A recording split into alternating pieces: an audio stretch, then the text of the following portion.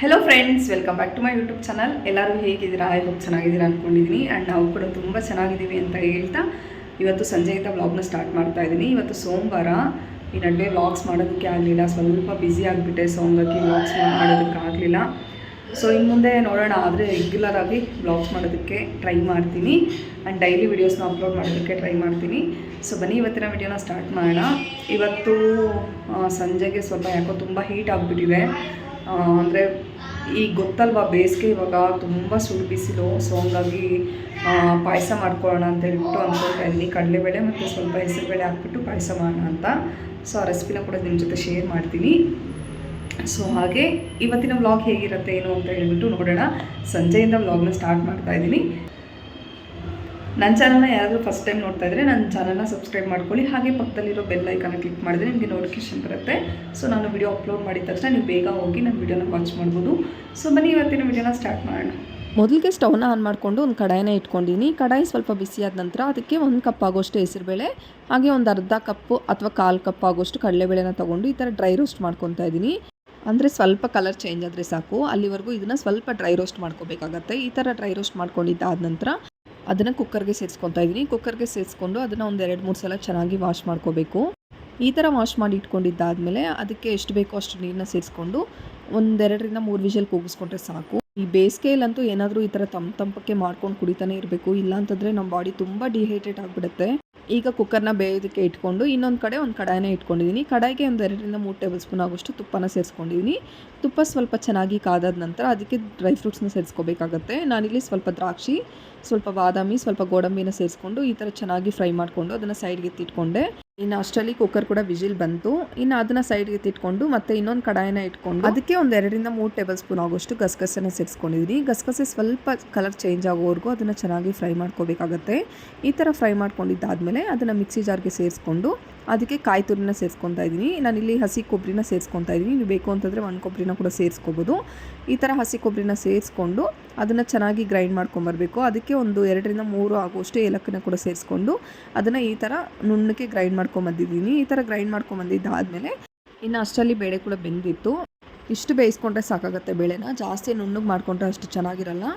ಇಷ್ಟು ಬೇಯಿಸ್ಕೊಂಡ್ರೆ ಸಾಕು. ಇದು ಚೆನ್ನಾಗಿ ಬೆಂದಿತ್ತಲ್ವ, ಅದನ್ನು ಸ್ವಲ್ಪ ಸ್ಮ್ಯಾಶ್ ಮಾಡಿಕೊಂಡು ಈಗ ಒಂದು ಕಡಾಯಿಗೆ ನಾನಿಲ್ಲಿ 1/4 ಕಪ್ ಆಗೋಷ್ಟು ಬೇಳೆನ ತೊಗೊಂಡಿದ್ದೆ. ಇಲ್ಲಿ 1.5 ಕಪ್ ಆಗೋಷ್ಟು ಬೆಲ್ಲನ ತೊಗೊಂಡು ಅದನ್ನು ನೀಟಾಗಿ ಕರಗಿಸ್ಕೊತಾ ಇದ್ದೀನಿ. ಅಂದರೆ ಸ್ವಲ್ಪನೂ ಗಂಟು ಇಲ್ಲದೆ ಇರೋ ಥರ ಅದನ್ನು ಚೆನ್ನಾಗಿ ಕರಗಿಸ್ಕೋಬೇಕು. ಈ ಥರ ಕರಗಿಸ್ಕೊಂಡಿದ್ದಾದಮೇಲೆ ಈಗ ನಾವೇನು ಸ್ಮ್ಯಾಶ್ ಮಾಡಿ ಇಟ್ಕೊಂಡಿರ್ತೀವಲ್ವ ಬೇಳೆ, ಆ ಬೇಳೆನ ಪಾಕಕ್ಕೆ ಸೇರಿಸ್ಕೊಂಡು ಒಂದು ಸಲ ಚೆನ್ನಾಗಿ ಮಿಕ್ಸ್ ಮಾಡ್ಕೋಬೇಕು. ಅದನ್ನು ಅಂದರೆ ಪಾಕ ಎಲ್ಲ ಹೊಂದ್ಕೊಳ್ಳೋ ಥರ ಅದನ್ನು ಚೆನ್ನಾಗಿ ಮಿಕ್ಸ್ ಮಾಡಿಕೊಂಡು ಈಗ ಸ್ವಲ್ಪ ಕುಕ್ಕರಲ್ಲಿ ಬೇಳೆ ಇತ್ತು. ಸೊ ಹಂಗಾಗಿ ಅದಕ್ಕೆ ಸ್ವಲ್ಪ ನೀರನ್ನ ಸೇರಿಸ್ಕೊಂಡು ಅದನ್ನು ಕೂಡ ಸೇರಿಸ್ಕೊಂಡಿದ್ದಾಯಿತು. ಇನ್ನು ಅದಾದಮೇಲೆ ನಾವು ರುಬ್ಬಿಟ್ಕೊಂಡಿರೋವಂಥ ಪೇಸ್ಟ್ನ ಕೂಡ ಸೇರಿಸ್ಕೊಂಡು ಒಂದು ಸಲ ಅದನ್ನು ಚೆನ್ನಾಗಿ ಮಿಕ್ಸ್ ಮಾಡಿಕೊಂಡು ಈಗ ನಮ್ಗೆ ಎಷ್ಟು ಬೇಕೋ ಅಷ್ಟು ಅಂದರೆ ಕ್ವಾಂಟಿಟಿಗೆ ತಕ್ಕಂತೆ ನೀರನ್ನ ಕೂಡ ಸೇರಿಸ್ಕೊಂಡು ಅದನ್ನು ಒಂದು ಸಲ ಚೆನ್ನಾಗಿ ಮಿಕ್ಸ್ ಮಾಡ್ಕೊಂಡು ಕುದಿಯೋದಕ್ಕೆ ಬಿಡ್ತಾಯಿದ್ದೀನಿ. ಈ ಥರ ಕುದ್ದಿದ್ದಾದ ನಂತರ ಈಗ ನಾವೇನು ಫ್ರೈ ಮಾಡಿ ಇಟ್ಕೊಂಡಿದ್ವಿ ಅಲ್ವಾ ಡ್ರೈ ಫ್ರೂಟ್ಸು, ಅದನ್ನು ಕೂಡ ಸೇರಿಸ್ಕೊಂಡು ಒಂದು ಸಲ ಚೆನ್ನಾಗಿ ಮಿಕ್ಸ್ ಮಾಡಿಕೊಂಡು ಕುದಿಸ್ಕೊಂಡ್ರೆ ತುಂಬ ರುಚಿಯಾಗಿರೋವಂಥ ಹೆಸರುಬೇಳೆ ಪಾಯಸ ರೆಡಿ ಆಗಿಬಿಡುತ್ತೆ. ತುಂಬ ಚೆನ್ನಾಗಿತ್ತು. ಒಂದು ಸಲ ಟ್ರೈ ಮಾಡಿ ನೋಡಿ, ನಿಮಗೂ ಕೂಡ ಇಷ್ಟ ಆಗುತ್ತೆ. ನಮ್ಮನೇಲಂತೂ ಸಿಕ್ಕಾಪಟ್ಟೆ ಇಷ್ಟ. ತುಂಬ ಚೆನ್ನಾಗಿತ್ತು ಅಂತ ಹೇಳ್ಬಿಟ್ಟು ತಿಂದ್ವಿ. ಆ್ಯಂಡ್ ಇದು ಮತ್ತು ವ್ಲಾಗ್ನ ಕಂಟಿನ್ಯೂ ಮಾಡೋಕ್ಕಾಗಲಿಲ್ಲ. ನೈಟು ಇನ್ನು ಬೆಳಿಗ್ಗೆ ಬ್ರೇಕ್ಫಾಸ್ಟ್ಗೆ ಅಂತ ಹೇಳ್ಬಿಟ್ಟು ನಾನಿಲ್ಲಿ ಪೆಸರೇಟ್ ಮಾಡ್ಕೊಂಬೇಡ ಅಂತ ಹೇಳ್ಬಿಟ್ಟು 1 ಕಪ್ ಆಗೋಷ್ಟು ಹೆಸರು ಕಾಳು, ಹಾಗೆ ಒಂದು ಅರ್ಧ ಕಪ್ ಆಗೋಷ್ಟು ಅಕ್ಕಿ, 1/4 ಕಪ್ ಆಗೋಷ್ಟು ಕಡಲೆಬೇಳೆನ ತೊಗೊಂಡಿದ್ದೀನಿ.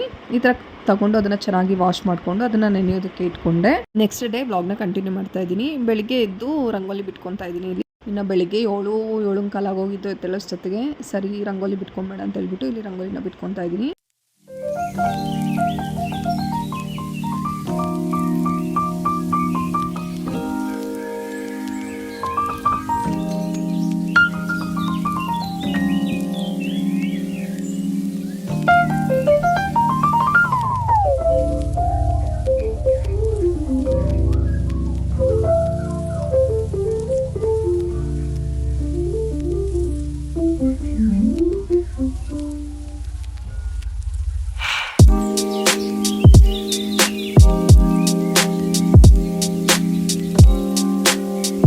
ರಂಗೋಲಿ ಎಲ್ಲ ನೀಟಾಗಿ ಬಿಟ್ಕೊಂಡು ಹಾಗೆ ಫ್ರೆಶ್ ಅಪ್ ಆಗಿ ಬಂದೆ.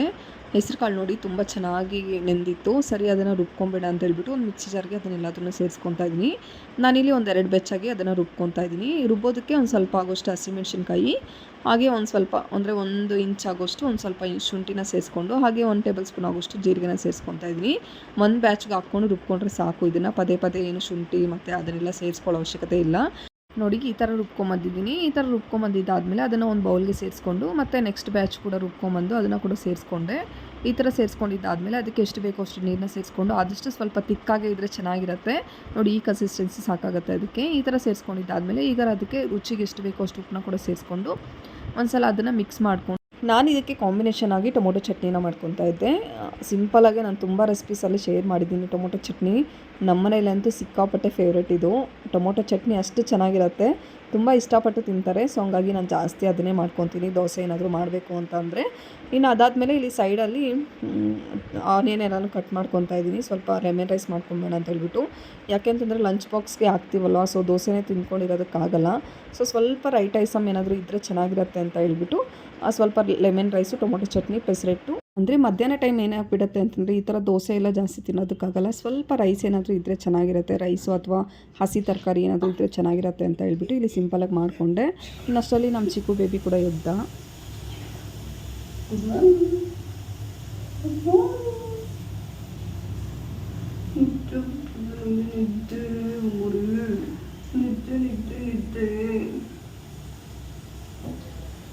ಇನ್ನು ನಮ್ಮ ಚಿಕ್ಕನ ಸ್ವಲ್ಪ ಸಮಾಧಾನ ಮಾಡಿ ಅವನಿಗೆ ಟಿ ವಿ ಆನ್ ಮಾಡಿಬಿಟ್ಟು ಅದು ಕೆಳಗಡೆ ಹಾಕ್ಬಿಟ್ಟು ಬಂದೆ. ಅವನನ್ನು ಆಟ ಆಡೋಕ್ಕೆ ಬಿಟ್ಬಿಟ್ಟು ಬಂದೆ.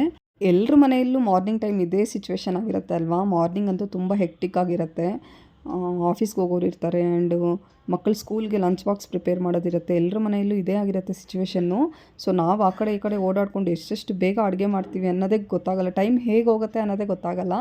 ಸೊ ಇಲ್ಲಿ ಸಿಂಪಲಾಗಿ ದೋಸೆನ ಮಾಡಿಕೊಂಡು ಅದ್ರ ಮೇಲೆ ಲೈಟಾಗಿ ಸ್ವಲ್ಪ ಆನಿಯನ್ನು ಮತ್ತು ಸ್ವಲ್ಪ ಕ್ಯಾರೆಟ್ನ ಸೇರಿಸ್ಕೊಂಡು ಅದನ್ನು ದೋಸೆನ ಮಾಡ್ಕೊತಾ ಇದ್ದೀನಿ. ತುಂಬ ಚೆನ್ನಾಗಿ ಬಂದಿತ್ತು, ಆ್ಯಂಡ್ ತುಂಬ ಕ್ರಿಸ್ಪಿಯಾಗೂ ಕೂಡ ಬರುತ್ತೆ. ಈ ಅಕ್ಕಿ ಮತ್ತು ಕಡಲೆಬೇಳೆ ಹಾಕಿರ್ತೀವಲ್ವ, ತುಂಬ ಕ್ರಿಸ್ಪಿಯಾಗಿ ಬರುತ್ತೆ. ಮತ್ತು ಹೆಸ್ರು ಕಾಳು ಮಾತ್ರ ಹಾಕ್ತೀವಿ ಅಂತಂದರೆ ಅದು ಸ್ವಲ್ಪ ಡಿಫ್ರೆಂಟಾಗಿರುತ್ತೆ ಟೇಸ್ಟು. ಈ ಥರ ಮಾಡಿಕೊಂಡ್ರೆ ಇನ್ನೊಂದು ಸ್ವಲ್ಪ ಡಿಫ್ರೆಂಟಾಗಿರುತ್ತೆ ಟೇಸ್ಟು. ಒಂದು ಸಲ ಟ್ರೈ ಮಾಡಿ ನೋಡಿ, ನಿಮಗೂ ಕೂಡ ಇಷ್ಟ ಆಗ್ಬೋದು. ನಮ್ಮ ಚಾರ್ವಿಕ್ಗೆ ಸ್ಕೂಲ್ ಹಾಲಿಡೇಸ್ ಕೊಟ್ಬಿಟ್ಟಿದ್ದಾರೆ. ಈಗ ಸಮ್ಮರ್ ಹಾಲಿಡೇಸ್ ಆಲ್ರೆಡಿ ಸ್ಟಾರ್ಟ್ ಆಗಿಬಿಟ್ಟಿದೆ ಎಲ್ರಿಗೂ ಕೂಡ. ಆ್ಯಂಡು ನಮ್ಮ ಹಸ್ಬೆಂಡ್ ಲಂಚ್ ಬಾಕ್ಸ್ಗೆ ಸಿಂಪಲಾಗಿ ಪೆಸರೆಟ್ಟು ಮತ್ತು ಲೆಮನ್ ರೈಸು, ಸ್ವಲ್ಪ ಕ್ಯಾರೆಟು, ಕುಕುಂಬರು, ಸ್ವಲ್ಪ ಡ್ರೈ ಫ್ರೂಟ್ಸ್ನ ಹಾಕಿ ಅವ್ರ ಲಂಚ್ ಬಾಕ್ಸ್ನ ಪ್ಯಾಕ್ ಮಾಡಿಕೊಂಡೆ. ಆ್ಯಂಡ್ ಇದಾಗಿತ್ತು ಇವತ್ತಿನ ವಿಡಿಯೋ. ಐ ಹೋಪ್ ನಿಮ್ಮೆಲ್ರಿಗೂ ವಿಡಿಯೋ ಇಷ್ಟ ಆಗುತ್ತೆ ಅಂದ್ಕೊತಾ ಇದ್ದೀನಿ. ಇಷ್ಟ ಆದರೆ ಪ್ಲೀಸ್ ಒಂದು ಲೈಕ್ ಮಾಡಿ, ಹಾಗೆ ಶೇರ್ ಮಾಡಿ, ಆ್ಯಂಡ್ ನನ್ನ ಚಾನಲ್ನ ಸಬ್ಸ್ಕ್ರೈಬ್ ಮಾಡ್ಕೊಳ್ಳಿ.